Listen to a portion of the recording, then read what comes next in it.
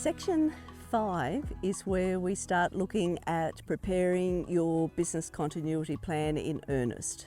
The work that you've done to date will be exceptionally relevant because that helps to inform the different sections of your business continuity plan. So the first section we're going to look at here is prevention, and a lot of the work we do in prevention has to do with risk management planning. So we look at the type of disasters, we look at the impacts that they can have on your internal and external operations. By doing this, you can get a really objective look at how these are going to impact your business. So in section 1 of your business continuity plan, we look at the executive summary and also the objectives. The objectives of the plan are very important because this helps you articulate why you're actually doing it. People do business continuity plans for different reasons. It may be for insurance purposes, it may be because you've been through a natural disaster or disruption to your business and you want to do better, you want to be more in control, you want to look at how you can manage this more effectively.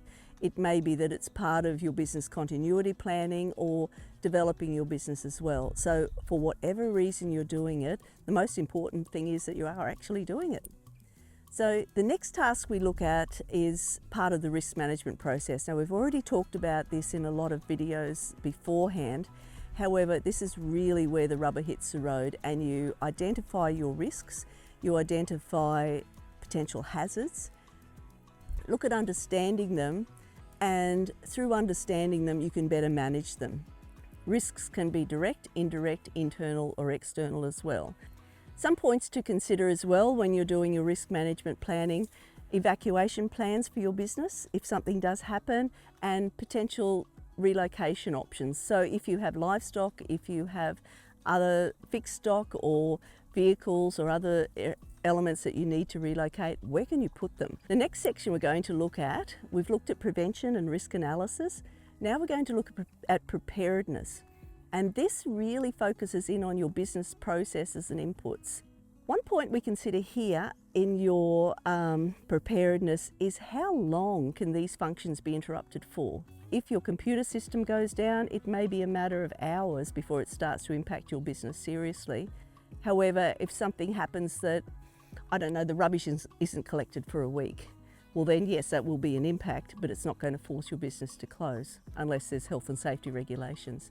So in this task, in the preparedness, take an objective look at this and talk to your staff, talk to your stakeholders and get an idea of what that impact could be. The next section that we're going to be working on in your business continuity plan is your response. And we're going to actually work on developing an incident response plan. Also assessing your post-disaster viability. So how long will it take you to get operational again after the disaster happens? What are your insurance considerations? And also the cleaning up. How are you going to make that happen? So the next tasks we're looking at are relatively short tasks, but nonetheless really, really important. We're going to be preparing an emergency evacuation plan. In an emergency, where are you going to go and what are you going to do? The next task we look at is preparing your business emergency kit. It's a little bit like a first aid kit for your business. It will have information that will help you operate your business if you can't actually operate from the premises that you're in, or if there is some other disruption that prevents you accessing your business records. Some people also have information or contents in their emergency kit, such as some non-perishable foods, torches, tea, coffee, and elements like that. The final 2 tasks to work on when you're planning your response focus on your staff and emergency contacts. If you have staff, you can actually assign roles to them with their consent, of course, in the event of an emergency. You might have someone who's excellent at organising logistics, and so they could be in charge of what to do with the stock in the event of an emergency. If you don't have staff, bringing in stakeholders and people who can assist you in this matter is absolutely critical. The last task in your response section of your business continuity plan is really put in place after a disaster has hit. Hopefully you will never have to use it. However, it is a really good resource to reflect and review. The event log and the information that you capture in this may be essential if you're working with insurance companies, if there's damage to your premises or your stock or other impacts.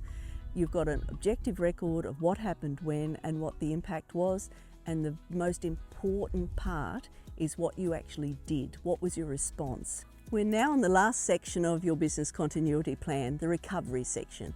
If you've worked through all the elements of the plan, completed them all, taken your time to reflect and review, this will put you in very good stead if a disaster or disruption should happen in your business. Hopefully you will never have to use them, but it's still also critical to look at the operations and processes of your business and make sure they're operating at the highest level they can. There are some schools of thought that say your business recovery should start almost as soon as a disaster hits. This may sound a little unusual, however, when you're in the middle of a disaster or disruption, thinking about how you're going to come out the other end will help you focus forward and make sure that you're not just stuck in that moment and how to deal with it. Of course, that will be happening in some cases, but to be forward thinking and look at what you can do to actually recover will just help your mindset a little. We've included a crisis and recovery checklist in your business continuity plan. There's elements in this that cover, have you contacted your insurer? Have you contacted your bank? Have you updated your staff? So read through them, make notes, and if you can't tick them off, you may need to take action just to cover off those elements, because there are some that are very important to consider for the longevity of your business. Others maybe not so much, but they're all still important to make sure that you've taken this action.